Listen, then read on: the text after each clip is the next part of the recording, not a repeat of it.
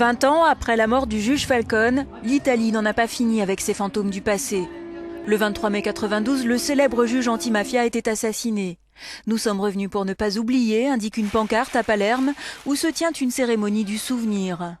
Il y a là des milliers de jeunes débarqués de bateaux, baptisés les navires de la légalité, mais aussi des ministres. Mario Monti et le président Napolitano sont également présents. Cet anniversaire intervient dans un contexte difficile et trouble pour l'Italie. Samedi, un homme faisait exploser une bombe dans un lycée de Brindisi, tuant une jeune fille. Coïncidence ou pas, le lycée en question porte le nom de l'épouse du juge Falcone.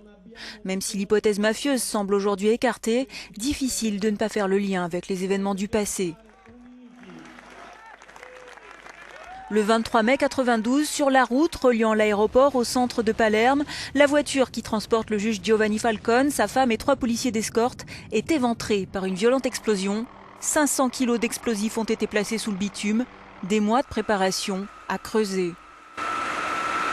Depuis près de 8 ans, au pool antimafia italien, Falcone avait ouvert en 87 avec son ami le juge Paolo Borsellino le maxi procès de Palerme qui aboutira à 360 condamnations. Malgré le danger, Falcone est bien décidé à débarrasser l'Italie de la plaie mafieuse. Il impulsera notamment la création de la DIA, une brigade antimafia.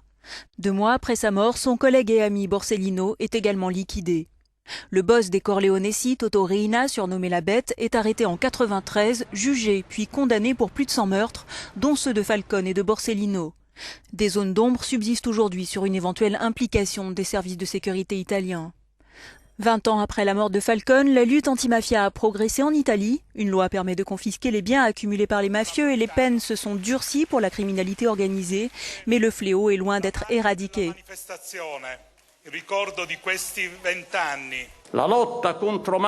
La lutte contre la mafia, la 'ndrangheta, la Camorra et les autres associations terroristes est aujourd'hui plus que jamais une priorité pour tout le pays.